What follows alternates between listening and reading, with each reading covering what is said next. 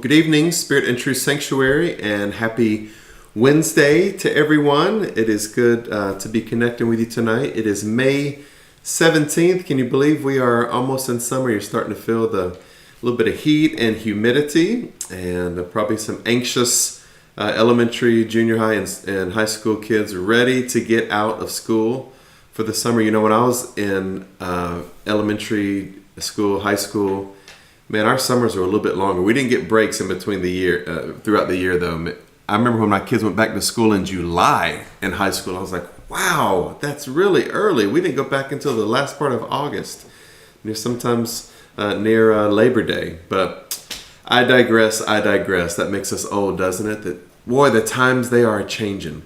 Well, welcome to Spirit and Truth Sanctuary, where everyone is welcome. We are an interfaith, LGBTQ plus affirming spiritual community that knows that God is bigger than religion, and we are endeavoring to worship God without all the trappings of labels and religion and gender and sexual orientation and political affiliations and country of origin, culture. All of those things kind of get in the way of us really connecting to the Spirit of God. And so if any of that's resonating with you, welcome to Spirit and Truth Sanctuary. We are once again tonight in Eckhart Tolle's A New Earth. We are in week 42.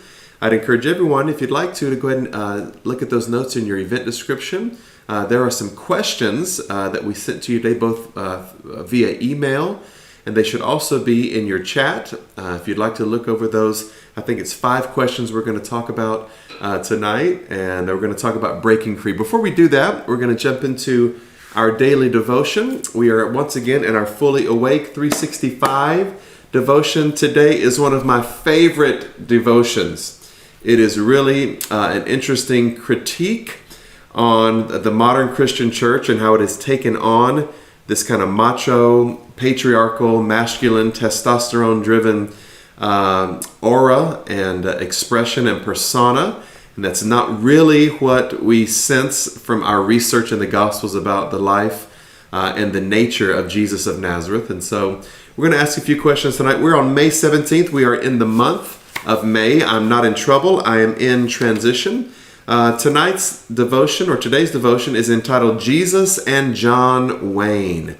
Anybody remember John Wayne, all the old westerns? He'd pull up on his horse and saddle into the saloon, partner Pilgrim, and shoot everybody down that wasn't doing what he wanted them to do. And so that was kind of John Wayne's, that was his character that he played. And so before we jump in, let's grab, if you will, our prayer of surrender. Come on, let's read together. Spirit of truth, carry me where you will. Bring to me what you will. Take from me what you will. Awaken in me what you will. The Christ man is around me. The Christ mind is in me. The Christ power flows through me. And the Christ mystery exists as me. I believe it. I perceive it. And now I receive it. I am surrendered. Amen. And so it is. All right, look at the top of May 17th. Jesus and John Wayne. Our affirmation is this. Today I choose to take back what Christianity stole from me. What is that? Jesus. The modern Christian expression has many times stolen from us. We're going to use the terminology hijacked in a moment. Taken Jesus, the original, the understanding of Jesus of Nazareth away from us. Question, who hijacked Christianity? And who has been sneaking testosterone boosters into Jesus's matzo ball soup? That's obviously a little humor about Jesus being Jewish and possibly eating Jewish kosher food. Modern evangelicalism is abundant with beefy heroes, legendary warriors, and real men. Politicians, actors, and reality television stars assert their masculine prowess in support of their ideal Christian America. America first. There we go. Consciously or unconsciously, these so-called Jesus followers take their cues from John Wayne, or a John Wayne type iconic figure, lost in time, who exists as a reminder of manhood, unafraid of being politically incorrect, willing to tell the truth or a subjective version of their own sense of truth, and anxious to brandish a gun at a moment's notice. Many of us are shocked. Listen to this. Many of us are so shocked when a majority of Christian Americans back candidates who are the polar opposites of Jesus of Nazareth, yet successfully campaign under the Christian flag? Where does this disparity come from? And why are we so shocked? All right, stay with me because we're going to jump into where Christianity lost its Jesusness, where it lost really its Christ nature. I would offer that these painful discoveries, discovering that Christianity's turned into something that it should never have become. It's not reflective of the nature of Jesus the Christ. These painful discoveries are not mere betrayals of a faith founded on love, compassion, sensitivity, and inclusivity. I argue that these reality checks, these difficult awakenings, are simply revealing that the majority of American Christians resonate with these public figures because they are desperate for the second coming, not of Jesus, but the second coming of John Wayne.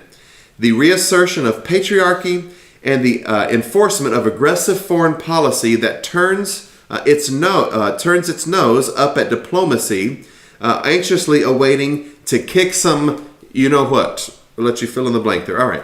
Listen to this description of Jesus and see if it matches up with modern day Christian political affiliations. Listen to this. Jesus turned the other cheek, ordained the first woman minister, washed his friends' feet, engaged foreigners with love, and absolutely never showed any symptoms of homophobia. Who has hijacked our Christianity, our Jesus, and crafted a new faith founded on guns, testosterone, and authoritative rigidity? Are we worshiping Jesus or are we worshiping John Wayne? Interesting questions tonight. Yeah, good icebreaker for tonight's teaching? I think so. Yeah, a lot for us to think about. All right, let's grab our prayer at the very end. Sensitive Savior, come on, get in touch with that feminine side tonight. Awaken me to the testosterone-free, genderless expression of who you are. Amen. And so it is. That's a lot to swallow, especially if you have been tricked by the modern Christian church to think Jesus is something that he never was. All right, well, welcome once again to Spirit and Truth Sanctuary. We are so glad you're here. We're going to do a quick review of last week and kind of the course that we've been in. Then we're going to ask some questions up front, and then we're going to jump right into the teaching. We're so glad you're here. We'd love to hear you tonight. Let's talk, let's chat. Let's know that this lesson, this teaching, this devotion are really just icebreakers to get you and I talking as iron sharpens iron, as the deep things in me call to the deep things in you. All right, our themes that seem to be ubiquitously showing up almost every week is that we have the ability to recognize our own dysfunction, our own insanity, which really is our greatest achievement because it lays the foundation, the groundwork. It is a widespread scattering of the seeds of sanity. The seeds, the beginning, the genesis of functionality. When we're able to recognize that which is not working for us, the thing that is causing us pain, grief, chaos, a lack of peace, drama, hurt, scars in our lives, financial ruin, health issues, racial divide, all of these things, gender wars. When we realize that we're in an insane expression, that we're living a dysfunctional reality, when we can become that awareness, then that lays the groundwork that we want to do something different. We'd like to recreate our reality. We've also talked about our identifications. We're not our possessions. We're not our accomplishments. We're not even our physical form. And a little bit higher, we are not our thought forms. We are not our thoughts. We're not our beliefs. We're the spirits capable of considering a diversity of beliefs, but we know that we don't believe everything that we consider. That's how we keep the mind open and empty, and that's how we allow Spirit to guide us into all truth. We would call that at Spirit and Truth. We refer to that as the beginner's mind, as the I don't know, the Zen Bardo space, the Buddhist emptiness. Paul would talk about not having apprehended, and so he would say, I'm the least of these, my brethren. He always was clearing out so that more revelation would come. And so we choose tonight, as we approach this series once again, to not be our preconditioned minds, but to really clear out space and allow Spirit to have its way tonight. All right, last week we asked some interesting questions, and we did a beautiful job talking about this. We asked this: is every collective pain body the same? We talked specifically about the collective female pain body last week, and we realized that even though many people, half of the population or more may be female, there's a collective pain body, but within that collective pain body, there are smaller collective pain bodies. Those women of America may have a different pain body than women in Iran or in Ethiopia. Women in Georgia may have a different pain body than those in California. And so they're not all the same, even though they are all interconnected. Number two, we asked the question, are women historically less prone to egoic activity than men? We talked about opportunity being a part of that, and so it was a great discussion. Number three, are we in need of more openness to feminine or female energies? That the male energy can be too strong, it can be divisive, it can desire to conquer. We asked the question, is God male or female? And we didn't really get into this much, but we asked, was Adam male or female? And so we probably could prove it both ways from our research in Genesis. But there's also a level of ambiguity to Adam, that Adam was not necessarily male, he was man or mankind. Let us make man in our image. And then people argue that if Adam was male, he needed a female companion. But the truth is, the female was taken out of the man. And so the female was possibly already in the man. We don't know. Where Scripture is not specific, theologians speculate. But I think we can all agree that God is not a male. God is spirit. Okay. Fifth and finally, is there a collective female pain body that is keeping women from their fullest experience of life? And so we ask that again.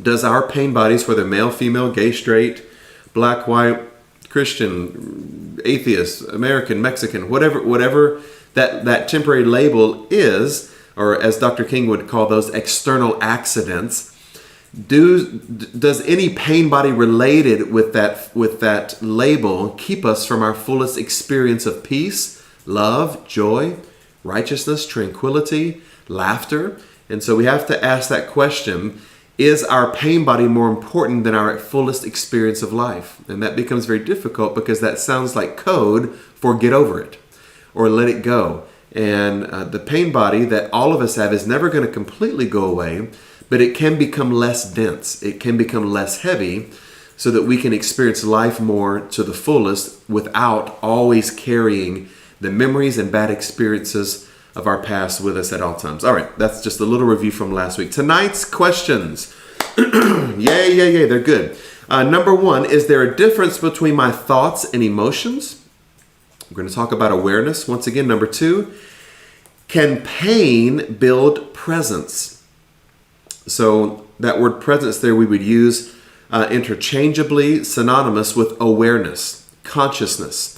Can pain build presence? Can pain build consciousness? Can pain build awareness, which is we are not our thoughts, we are the awareness of our thoughts. That's really the I am, the description of God that we understand in scripture, in our scriptures, is that God is not a specific thing, but an awareness, a presence, a consciousness, the I am, that I am, the I will be what I will be. Number three, what is the connection between our outer energy field and our inner state? What is the connection between our outer, our aura, the energy that we give off outside of us, and with what's happening inside of us? Number four, are first impressions accurate? I think probably most of us could probably argue that on both sides. We've had experiences of both, but we're going to talk about it some tonight. Number five, and finally, should conscious people be held to a higher standard than unconscious people? Now, let's kind of clarify this question. Even though you've tuned in tonight and we are possibly awake than many religious-minded people, it doesn't mean we have arrived. Truth is a journey, not a destination. We celebrate a childlike mind. However, we do bump into, sometimes on a daily basis, people who are unconscious. They are sleepwalking. They are trapped in their gender, in their race, in their religion, in their politics, in their mind, in their rage, in their memories, and whatever. They're trapped in their pain. They're trapped in their opinions, in their biases. And so we are a little bit more aware than people of that nature. And so should we, Spirit and Truth, be held to a higher standard than those who are unconscious? That's going to be a tricky, difficult question to unpack tonight. All right, you ready? Let's jump in. This is week 42. Eckhart Tolle's in New Earth. We're going to talk about breaking free. The beginning of freedom from the pain body lies, first of all, in the realization that you have a pain body. So it might not be heavy. It might be heavy, but we all have symptoms. We all have triggers of some sort of pain that we carry within us. Then, more importantly, in your ability to stay present enough or alert enough to notice the pain body in yourself as a heavy influx of negative emotion when it becomes active, when it's triggered, when it becomes activated. When it is recognized, it can no longer pretend to be you and live and renew itself through you. So, again, we talked tonight about our greatest achievement being our awareness of dysfunction. We can apply that same methodological approach to the pain body, to the ego. What is that? How do we get rid of the pain body? We never get totally rid of it, but we can make it much lighter by being aware. I'm not the emotions that are triggered. I'm not the thoughts. I'm not the feelings about that thing that happened 25 years ago. I'm the awareness of those things. I'm not in denial of it. I have a pain body, but it becomes much less dense when I become aware of what's happening within me that maybe is not me. I'm not the triggers. I'm not the emotions. I'm the awareness of those emotions. It is your conscious presence. And notice there, Spirit of Truth, notice that Tolle capitalizes the word presence. He equates that in his journey with divinity, with something that is otherworldly, that is not material, that is not temporary, that is not trapped in a liminal expression of transitioning into itself. Presence, conscious presence, is maybe even how Tolle would describe God awareness. It is your conscious presence, there it is, that breaks the identification with the pain body. When you don't identify with it, the pain body can no longer control your thinking, and so cannot renew itself anymore by feeding on your thoughts. Wow. So again, the awareness. I have pain, but I'm aware that I'm not the pain, even if I'm experiencing it. The pain body in most cases, listen to this. This is such a good balanced teaching. The pain body in most cases does not dissolve immediately. There it is. So we're not going to go to an altar, not going to attend a meditation, walk out and be completely free of your pain body. It doesn't dissolve immediately.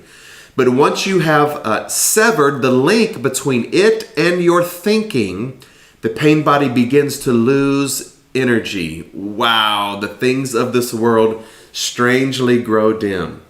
What does that mean? In our awareness, if you'll give it time, if you'll give that awareness time, that conscious presence is the beginning of the detox from that heavy pain body. Doesn't mean that we're in denial. Doesn't mean that things didn't happen. Doesn't mean that we can justify or condemn or condone any of it, whatever. It means that the awareness that I'm not the thoughts, I'm not the pain, begins to lessen the density and the heaviness of the pain body. But that is a process. It's process, not perfection. Your thinking ceases to be clouded by emotion, so you're able to separate your rationality from your subjectivity. Okay, your present perceptions are no longer distorted by the past. Love that. You're not using all of your experiences of the past as a filter, a lens through which you experience all of life. The energy that was trapped in the pain body then changes its vibrational frequency and is transmuted into presence. Woo! There's just a little hint, little quiz reminder. There's the answer to one of the questions tonight. The pain is transmuted into presence. That word transmuted is used in alchemy. Base metals become precious metals like gold and silver. What is the metaphysical alchemist that we presence tonight? Our pain is alchemized into presence, awareness. Yeah, that pain can be used to become more present and more aware. In this way, the pain body becomes fuel for consciousness. All things working together for our good. What the devil meant for evil, God has turned for my good. Look at that. We could go a lot of places with that, couldn't we? This is why many of the wisest, most enlightened men and women on our planet once had a heavy pain body. Pain becomes presence. Pain becomes a catalyst for awareness. In essence, there becomes a gratitude for the pain. Regardless of what you say or do, or what face you show to the world, your mental, emotional state cannot be concealed. Every human being emanates, listen to this, here we go. I loved this. Talked about this some today. Every human being emanates an energy field that corresponds to his or her or their inner state. And most people can sense it that are around that. Although they may feel someone else's energy emanation only subliminally.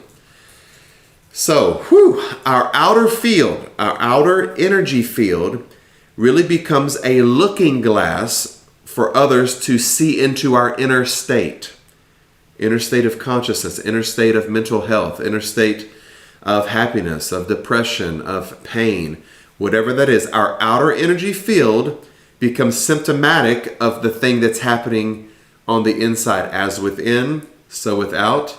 Okay, let your kingdom come in our outer energy field as it is in our inner state, in our outer manifestation as it is in our inner imagination. Okay, that is to say, they don't know that they sense it. Whether talking about sensing it subliminally, they may not know they sense energy, a weird energy, but they are. Okay, they don't know they sense it. Yet it determines to a large extent how they feel about and react to that person. So I may not make a conscious decision about a judgment of a person, but I may subconsciously or subliminally start avoiding that energy. I may start staying away from that energy to some degree. Some people are most clearly aware of it when they first meet someone. Even before any words are exchanged. Interesting question. What is more accurate when we have first impressions with someone? Is it the energy we sense from them, or is it their words? Can we discern who someone is or where they are in consciousness more by their words or by their energy? That's interesting. I have found myself, I'll give you a little confession right here. I have found myself teaching very enlightening lessons, messages, sermons, but it was coming from a lower state of energy within me. And even in the midst of teaching, I was taking a self-inventory thinking, wow, you are teaching such an amazingly high vibratory thought right now, but it's coming out of you from a lower state of consciousness or a lower energy field. Can you imagine that all going on in the sermon in my head?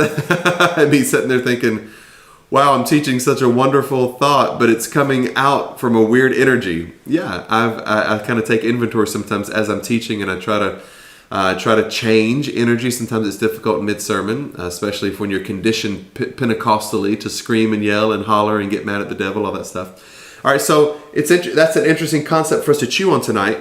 Some people may be more aware of our energy than they are of our words, okay? A little later, however, listen to this. I love this. However, words take over the relationship, and with words come the roles that most people play. So in other words, energy is the best first impression that we get from other people. That's how we kind of know who someone is, not by their words, but by their energy. How many of you know their words kind of are their representative? That's their agent. That's their campaign manager to some degree. Yeah, that's their proxy. However, we can really tell who a person is not by their words, but by the energy that we feel from people. So energy is our first impression, then words take over later. Attention then moves to the realm of mind, and the ability to sense the other person's energy field becomes greatly diminished. So when we start listening to what a person's saying rather than what we feel from them, our impressions become a little bit inaccurate. The unspoken energy that is most important kind of succumbs to verbal communication.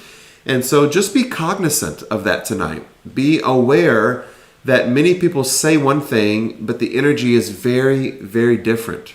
LaDonna and I were talking a couple of days ago about a political candidate who has taught her and I quite a bit about love and forgiveness and inclusivity. But there's a weird energy that we sense from this specific teacher, and we think, wow, you can actually presence these higher thoughts and not presence the teaching yourself. And so kind of physician heal thyself kind of thing. Yeah. All right. So nevertheless, it is still felt on an unconscious level, even though we give in to letting people rule our lives with their words. We still subconsciously can sense who they are on an energy level. When you realize that pain bodies unconsciously seek more pain, that is to say, they want something bad to happen, you will understand that many traffic accidents are caused by drivers whose pain bodies are active at the time. Wow. When two drivers with active pain bodies arrive at an intersection at the same time, the likelihood of an accident is many times greater than under normal circumstances. Unconsciously, they both want the accident to happen. Interesting idea here. Take this with a grain of salt. There's some people I know who are very angry drivers who've never had a wreck in their lives, and some people who are overly cautious who cause wrecks. But it's still a good example. The role of pain bodies in traffic accidents is most obvious in the phenomenon called road rage, when drivers become physically violent, often over a trivial matter such as someone in front of them driving slowly. And so be aware tonight, if you're an impatient driver, that's at least part of your pain body. I struggle with that. I don't know how many people live in Atlanta that don't get a little irritated in traffic at times. But yeah, how do we become more aware of that? How do we become more aware of what's behind the impatience? What's behind the pain body? Feeling that someone maybe is doing something personally to us in traffic and taking those things personally. That becomes a very difficult albatross to carry. I know I carried a little bit. All right, many acts of violence are committed by normal people who temporarily turn into maniacs. Interesting. All over the world, at court proceedings, you hear defense lawyers say, "This is totally out of character for my client," and the accused saying, "I don't know what came over me. The devil is busy." To my knowledge, so far, no defense lawyer has said to a judge, although the day might not be far off, "This is a case of diminished responsibility." My client's pain body was activated, and he or she did not know what they were doing. In fact, he didn't do it. It was his pain body that did it. Couldn't we substitute the word devil in there? Yeah, I didn't do it. It was my pain body that did it. So think about, let's come away from something as severe as violent acts against someone else.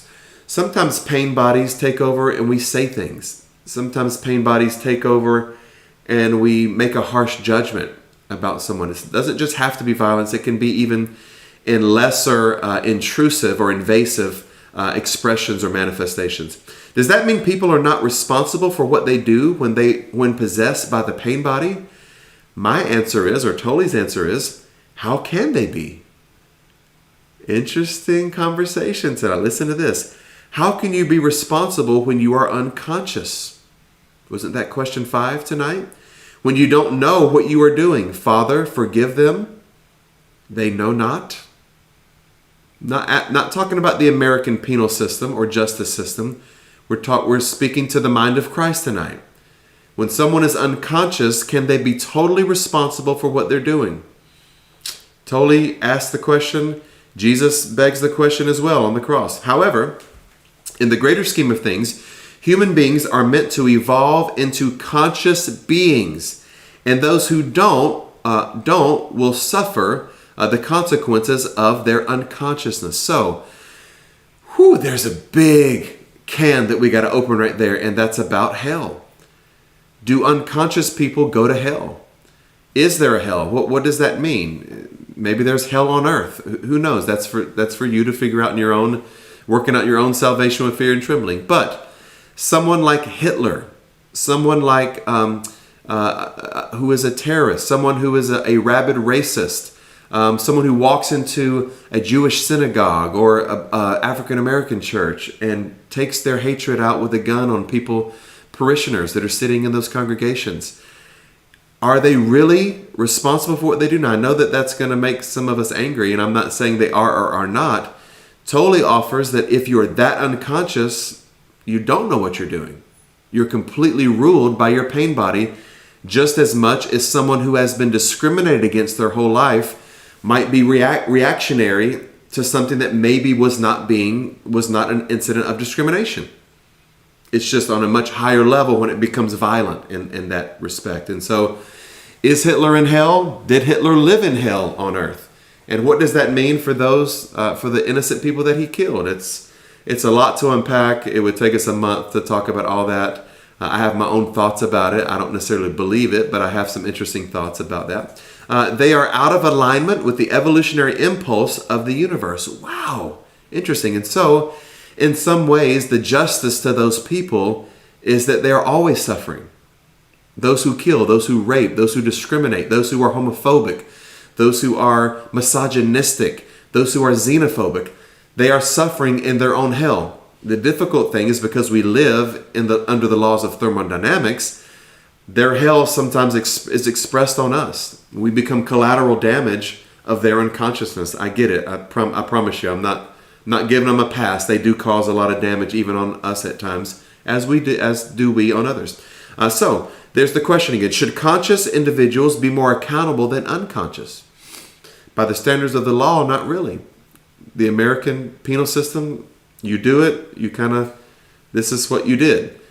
But in the energy field, in the vibrational frequency consciousness conversation, those who are conscious probably should be held universalistic in that mindset to a higher standard, because we know better. We know we're not our pain bodies. We know we're not our hurt. We're not our emotions. We're not our memories. We're not our biases. We're not our prejudices and our racism. We're not those things. And so because we are more awake, there might be a more spiritually driven, higher standard for those of us who are awake. Jesus might have said it like this: to whom much is given, much is required. Doesn't mean I'm not trying to radicalize the penal system. I promise you. I'm speaking in spiritual terms that we should be held to a higher standard because we know better. We are more awake. All right, keep going. And even that is only relatively true. From a higher perspective, it is not possible to be out of alignment with the evolution of the universe. And even human unconsciousness and the suffering it generates is part of that evolution. Even the unconscious people are part of the waking up process. When you can't stand the endless cycle of suffering anymore, you begin to awaken. How do we say that at Spirit and Truth? When the pain of remaining the same becomes greater than the pain of change, evolution, unfoldment, awakening, however you want to call it, enlightenment, getting saved, whatever, will all kind of transpire when the pain becomes heavy enough. So the pain body too has its necessary place in the larger picture. Wow, my goodness. All right, so let's jump back, and I want to read the 5 questions real quickly, and then we'll open up our conversation tonight. This was intense tonight, wasn't it? It was good. It was difficult. It was painful at times. It was enlightening. I loved it. It was all that in a bag of chips. Number 1, is there a difference between my thoughts and emotions? Number 2, can pain build presence? Number 3, what is the connection between our outer energy field and our inner state? 4, are first impressions accurate? And that could be either energy or words. We talked about that. Number 5, should conscious people be held to a higher standard than unconscious people? And remember, we're not talking judiciously. We're talking spiritually in those connotations. All right, let's talk tonight. All right, lots of comments tonight. So we'll try to get them. I was trying to decide if I should group them by question or not. So I'm not going to. I'm gonna stick to the person here. Okay. So Richard answered all 5 questions. So did Miss Sandra, and several others have several. So all right. Number 1, is there a difference between my thoughts and emotions? Richard said, yes. However, sometimes I have difficulty not allowing my emotions to affect my thoughts. Beautiful. Couldn't have been better said, Richard. Thank you. Awesome. Keep going. I think so, yeah. 2, can pain build presence? Richard answered, yes. It often forces us to act and accept the present. Isn't that, I was going to say a bad word there, Richard, even though what are words, but that's crappy. Let's say it that way, Richard. Isn't that awful that pain can build presence? I want to believe that it doesn't have to. I want to think that in my own, that suffering is not innately redemptive, that suffering is not necessary for the awakening process, but sometimes us humans are slow learners, it seems to be. Thank you, Richard. Yep, number 3, I think. 3, what is the connection between our outer energy field and our inner state? Richard commented, our outer energy field can often control my inner state of being. Interesting. So maybe in the reverse order, that the outer energy field is not symptomatic of the inner state. I think there's some truth in that as well, Richard. Think about this. When we, like Pastor Lonnie reminds us, get happy, the outer energy field, and see what happens. Sometimes there is a faking it until we make it. Sometimes there is a going through the motions, smile, put on a higher energy, and then it becomes infectious inside. I love it. That the converse of that can be true as well. Number 4, are first impressions accurate? He said, not true for me. I need to learn more about a person before I form an opinion of them. It's good, yeah. And so in that thought process, Richard, first impressions of energy and words. And so, yeah, it's a honest answer. Beautiful. Thank you. Number 5, should conscious people be held to a higher standard than unconscious people? He said, yes. We often blame our pain body behavior on our unconscious behavior. Or unconscientious. That's good, Richard. Yeah. We do have to juxtapose those ideas that spiritual standards and legal standards, they are different, aren't they? Yeah. And so we all are held to the same legal standard, or at least we should be in a court of our peers, a jury of our peers. However, the spiritual court is a little bit higher than that. And those of us who know better definitely should be doing better. Thanks, Richard. A++. Couple other questions from Richard, though. He said, do we learn best by being? That is one's physical presence, or doing? That is to perform? You know, that your question, Richard, is reminiscent of one of the Orthodox Jewish questions. And that is this. I'll pose it to you this way, Richard. Sometimes Jesus did that. He would answer a question with a question. So in Judaism, they don't have the idea of being saved.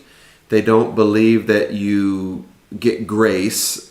They believe that their deeds or their following of Torah, the law, is what connects them covenantally to God. And so everything, especially in Orthodox Judaism, in Hasidic Judaism, is about their deeds. But a lot of the mystic rabbis believe that as you begin to do good deeds, as you begin to treat your neighbor as you would want to be treated, as you begin to not bear false witnesses, as you follow even the Mosaic Levitical laws to some degree, that when you do the good deeds, it softens the hearts. And so they say in Judaism, as with the deeds comes the heart. In other words, as I feed the homeless or the hungry, as I house those, as I take in the stranger, as I'm kind to those who need an encouraging word, my calloused heart can even be softened by the actions. And so that's not just in your mind, Richard. That's actually one of the Judaistic ways of conditioning the heart by conditioning the actions first. Great question. All right, now, more difficult question. What is your definition of woke, the most buzzed word that we often hear from conservative politicians? And you could say no comment if you want. No, just conservative or liberal politicians. It's a buzzword for all of them. So woke can be, I think it can be a wonderful idea.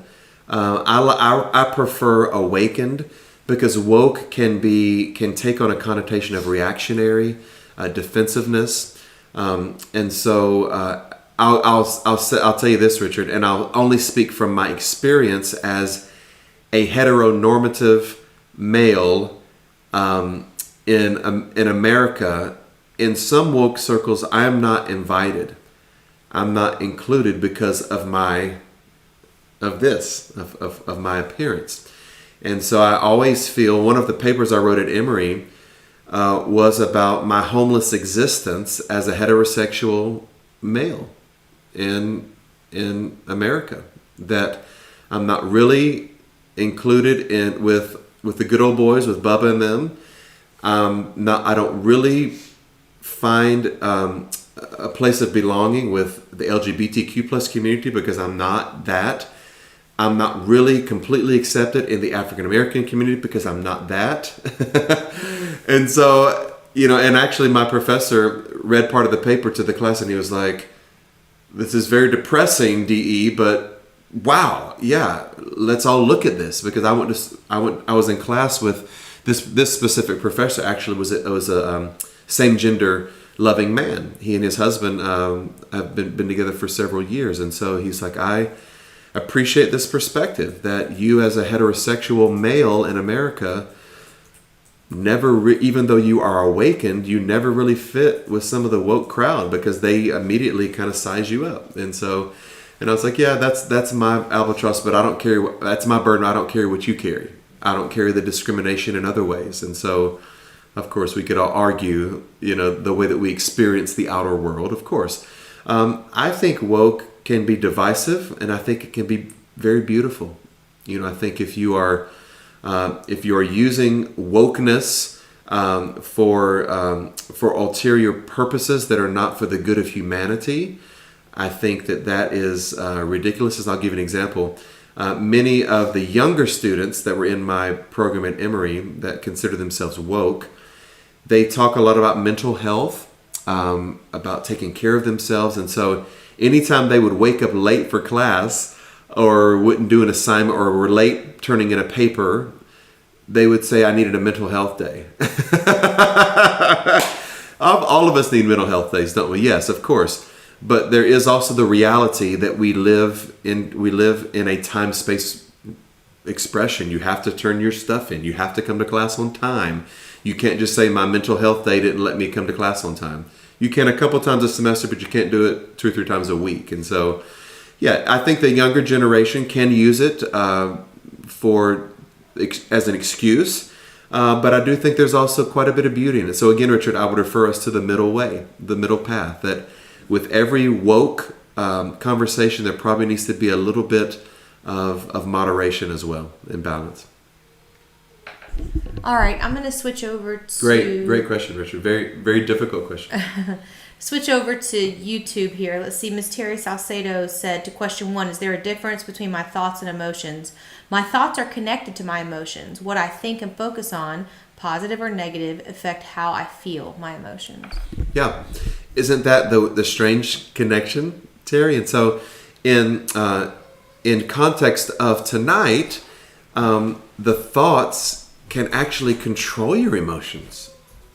Isn't that crazy? That a memory, something hasn't been brought up in 20 years, when it comes up, all of a sudden, now my emotions. So we try to look at it without judgment.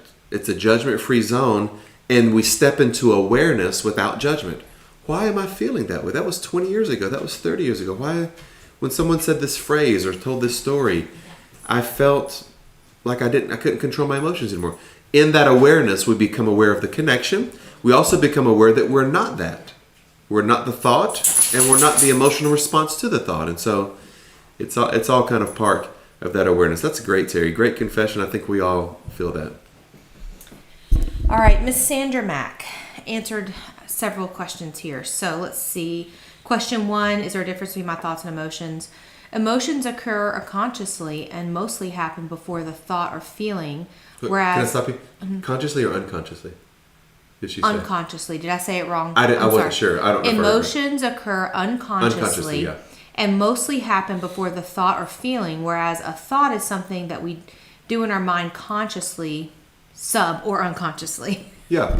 Again, that interconnection, Miss Sandra. Yeah, that the emotions. I would lean a little bit, not necessarily in what's the word I'm looking for? I wouldn't be in contrast with what you're saying. I think Tolle is teaching us tonight that the thoughts, we have to be aware that the thoughts don't dictate the emotions. And so to not allow the thoughts to dictate the emotions. He would have that in reverse order of the way that, but I think as Richard brought to us, that our energy field as emotions can dictate our thoughts. Yeah, it does. To bring some balance to tonight's teaching, I think that they can work both ways. It's kind of like Jacob's ladder. Things ascending and descending. We are climbing, or maybe that's Peter's vision. There were animals ascending and animals descending. Yeah, the emotions can be the slave of the servant of the thoughts, and vice versa. The thoughts can be affected by the emotions. I think it does work both ways. Thank you, Sandra. All right, for number 3, what is the connection between our outer energy field and our inner state? She said, my inner state often affects my outer energy field because of the awareness of the present situation. Yeah, I think that's the bulk of the teaching tonight, wasn't it, Sandra? That the inner state is really dictates the outer field. And so Tolle was encouraging us not to get caught up in people's words and the things they say, but to lean more toward their energy, because that is a more accurate depiction of what's happening inside of a person. And it doesn't mean that we necessarily bring judgment to that person, but we do need to be aware, especially as we seek peace, that we don't want to spend an inordinate amount of time around people with really heavy pain bodies, because it's difficult for us to live in peace and enjoy when someone will not deal with their heavy pain body. Very good. Thank you, Sandra. All right, number 4, are first impressions accurate? I'm going to read Sandra's and Myrna's at the same time. So Miss Sandra said, first impressions are not always right. It can be inaccurate and not as true as what it really is. Miss Myrna said, first impressions can be deceiving. I have judged people before by first impressions and then felt so badly that the person was nothing like what I thought. They turned out to be a sweet person. I have learned not to do that. Most were men, and probably because of the pain I experienced with men. Interesting. That's good, Myrna. Yeah, I love that your anecdotes there. I'm gonna play the devil's advocate for a minute, if you'll allow me. If a person gives a first impression that is not who they are, isn't that telling you who they are? So what if a really sweet person gives a first impression of aggression or combativeness or being aloof or being prideful or egoic, or in some ways? It may be that we need to ask, why are they, if that's not who they really are, why are they doing that? And have they been trapped in some ways into a conditioning of an environment? And if that is the case, if they're giving something off that's not who they are, we have to ask the question, that actually may be part of who they are. And so I'm not trying to be combative at all. I'm just saying I think there is another side to that first impressions, even though we want to say things like we don't judge a book by its cover, first impressions aren't always right. I met a person and I actually became best friends with them, but I thought they were really mean when I first met them. Why were they really mean? There's something in that pain body that needs to be seen. It doesn't mean that we judge. That I think that's the difficult thing, Myrna and Sandra, is that we don't judge people by first impressions, but we need to be aware of them, because there is a level of accuracy, either not necessarily about their character. Remember, one of the key teachings of this series is that a person's present consciousness is not synonymous with their eternal capacity. It doesn't mean that's who they potentially could be, but if they are in that present consciousness, I'll give you an example of this. I had be cautious. I met someone recently, and my experience of them in a private setting was very warm, engaging, soft, and approachable and genuine. And then I experienced their persona in a public setting, and I thought, why are they acting so different than what we were? I just experienced another vibration in this private setting.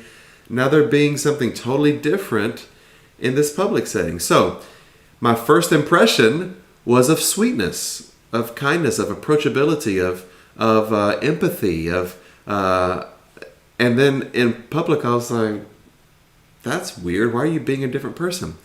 So think about that. My first impression was great. My second impression, not so good. It was in the reverse order. So yeah, there's some truth to that. But we have to still ask that question. Okay, if this person really genuinely, privately is sweet and kind and inclusive, and why do they think they have to act that way publicly? There is still something of impressions that lends itself to someone being disingenuous, or to them. If let's say it this way, Myrna and Sandra, sometimes people are role playing, and that's something we need to be aware of. Why are you role playing? Why do you think you have to role play? Why can't you be your authentic self with every person that you encounter? And so, I love it. Yeah, I think it works both ways. All right, so I'm going to combine again some number 5s, which is, should conscious people be held to a higher standard than unconscious people? Miss Sandra said, no, the present situation will probably have an effect on a person. Even though we may be aware and know better, we still act out in a negative way. Thank you, Jesus. Making all of us feel better, Miss Sandra. Yeah, even us who live in a higher state of consciousness, we act out sometimes, don't we? Yeah, I've done it many times. I had an experience at a grocery store some years ago that I'm not all that proud of. I experienced something I think I could have handled it differently. I think there are times that I respond to. Think about this, Sandra. Think about this experience. When I'm approached with ignorance, because I feel like I'm not in that space of ignorance, I can really act out and become ignorant.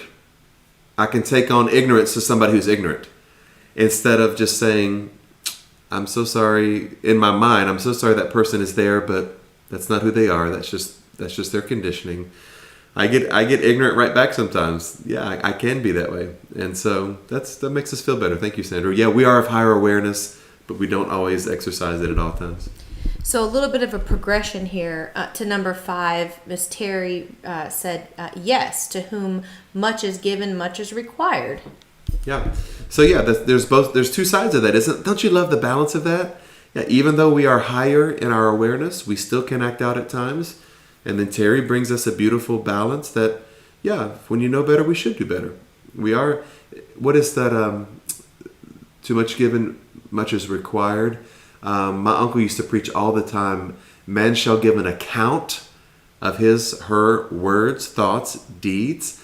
Yeah. And so, yeah, how do we really rationalize this teaching tonight? I think we find the middle way, that we do know better, we should be doing better, but we also, even though we hold ourselves to a higher standard, we also don't judge ourselves too harshly. When we become reactive at times, we are not yet perfected. Yeah, that's good. All right, so I like this perspective on the same question. Miss Irma said, conscious people should always be held to a higher standard than unconscious people, but, and this, I guess this kind of ties it all in, but we have to be aware that they are not aware that they are not awake. They are suffering silently. So unconscious people, maybe they're not even aware that they're not awake. They're suffering silently. Isn't that the crazy syndrome, Miss Irma? That's very philosophical, what you just brought to us. And so there was an old saying when people would go on the streets a lot and trying to get people saved. They would hand out these little tracts about accepting Jesus as your Savior, and sometimes people would say, "Why do I need to get saved? I'm happy." And the Christian evangelist would say, "You're not happy. You just think you're happy." And so the philosopher would say, "What's the difference? If I think I'm happy, I am happy." Yeah, but not always true. Sometimes those who are sleeping, who are heavy in their sleep, aren't aware that they're sleeping. And so they are just unconsciously bumping into everybody, just causing problems everywhere they go. They never realize that they are the common denominator. They're the one causing the problem. And so us who are of higher awareness Do we show mercy to those who are so trapped in their sleep that they're not even aware of what they're doing? I struggle with that some, I'll admit to you, Irma, because I think that I try to wake people up by showing them a mirror. I try to present them with a mirror. Okay, you want to be homophobic? Let's talk about some things in your life. You want to be critical? Let's turn the mirror around and have a look at it. I try not to do that in anger, but with love, and sometimes it helps people. Sometimes it pushes people further away, but it's still a seed of awakening. Yeah, that's a great philosophical question, Irma. Beautiful, making us think. I like it. So I just have to say for the record, these questions are just, it's a lot to think about. Because if you point all the fingers back at yourself, yep. And I do believe that we should be held to a higher standard, but do I really want you to hold me to that higher standard? Because I know I have not always made the best first impressions. You can answer every question tonight, yes and no. Every question, yes and no. All of them. Yeah, and I know I have not always made the best first impressions, and I know that there's a connection between my outer energy field and my inner state, and I allow it to get to me, which takes, I believe I'm a conscious person, and I don't anyway. Okay, so I just say you guys were awesome tonight with all that. Yeah. But we're at time, but I want to get through these last few comments. They're really good, so I want to just hang with us, everyone. Usually you guys hang around. Hey, the good news is that the playoff game isn't on until 8:30. Where are you going? You ain't got nothing to do. Stay down here. Let's talk about this for a couple more minutes. Okay. Dr. Sharunda said, if I find myself in the midst of an emotion that's not positive, dread, or anything less than a high vibration, I consciously make a choice to change my mind toward positivity. I say something out loud or get up and dance. That's amazing, the awareness of that. I love how you describe that, Dr. Sharunda, dread. So it is here, Jesus, what you must do quickly. Let it pass to us and through us. Yeah, we don't, what we resist, we persist. What we fight, we ignite. What we deny, okay, we're not even aware is lingering. And so you're not in denial, but you don't want to be in dread. It is there. I recognize it, but I want to raise the vibration and know that it's not as heavy as I would make it out to be. That's really great. Thank you, Dr. Sharunda. Miss Mary Hayes shared, I started living beyond the pain body when I figured out that my life would not get any better if I continued to live negatively. Yeah. I don't believe it is gone because my thoughts of my past can put me back in the pain body state of mind. I have to make myself aware that I no longer have to live in a pain body, but choose a happier and more positive state of awareness. There it is. Eureka. Eureka, Mary Hayes. It is the awareness. Isn't that our greatest achievement? Yeah, it's not even specific to any specific pain or any situation. It is just the awareness is the approach we take to everything in life. Awareness of self, awareness of thoughts, awareness of pain, awareness of our temporary designations and separations. All of that, the awareness of memories, that we're not the memories, we're not the thing. All of that approach really lessens or lightens our heavy sense of pain bodies. That's great, Mary. Thank you. All right, back to Miss Irma really quickly. 2 more here, everyone. I listened to the song Jesus is Love by the Commodores tonight several times, and the phrase, teach them to love one another. This is going back to the beginning of the teaching, that heaven might find a place in their hearts, and I know the truth in his words will be our salvation. So we never have to follow the John Wayne way of thinking, although our youth have not learned this. I would argue it's not, yes, I would argue that it is not age specific. Man, there are some old, crabby, patriarchal, heavy energy Christian men, women that I have encountered who are just as John Wayne-ish as the youth, brandishing that gun. Maybe their guns aren't physical guns. Maybe their guns are their opinions, their rigidity, their inflexibility, their my way or the highway kind of thing. They're all both metaphorical and literal guns that we carry, isn't it? And so, yeah, I love that awareness, Irma, that we're not John Wayne. That's the role playing that we do. Thank you, Irma. All right, and then we will end it tonight with Herman Lawrence, who shared... Playing that tennis stroke. Perfection. I didn't get that. Uh-oh, Siri.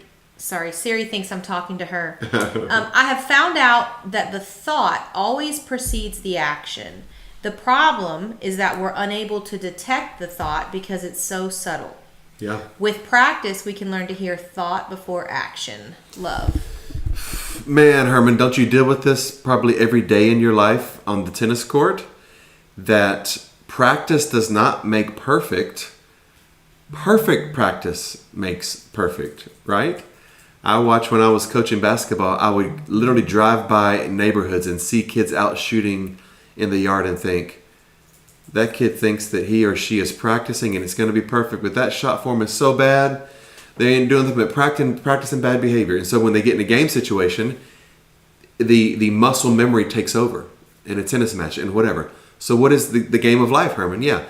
When our thoughts, when we become so conditioned by parental fantasy, by religion, by culture, by politics, by gender, by all of these things that condition our minds, then our thoughts kind of take over in some kind of muscle memory, don't they? And it is, as you said, Herman, it is only the awareness that we have to be aware of the thoughts when they pop up. That's not who I am. That's what I was conditioned to think. I'm not the thought. I become the awareness of the thought. I'm not the bad backhand. I'm the awareness that I can change the backhand. Yeah, I'm trying to come up your street a little bit, Herman. That's so wonderful, Herman. That's awesome. I love it. Is that it? Yeah. That's a lot tonight. Look at us just talking and chopping it up tonight. All right, I'm going to give some shout out to some beautiful people. Thank you, everybody, for participating tonight. What a wonderful discussion we have had.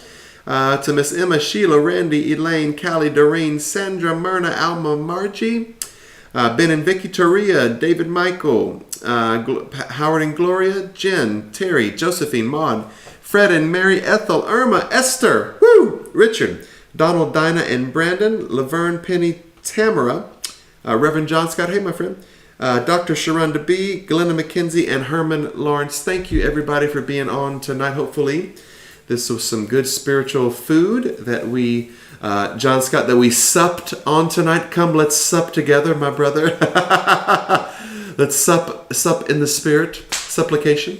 Thank you guys for joining us. A couple of, just a quick announcement, and then we're going to read our closing affirmation. Sunday is Caribbean Day.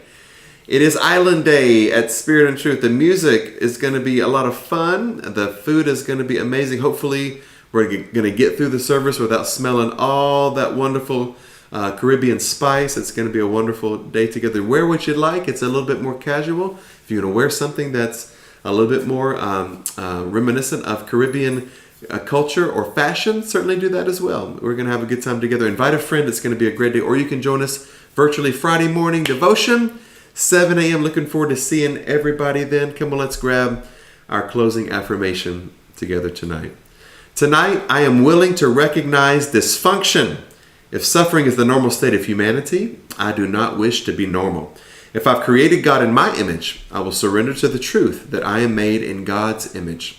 I am neither an external physical form nor any internal thought form. I am a spiritual being capable of experiencing physical form and the observing presence open to considering a diversity of thoughts. My present thoughts do not reflect my eternal capacity. My potential for awakening to self and spiritual transformation are endless. Amen.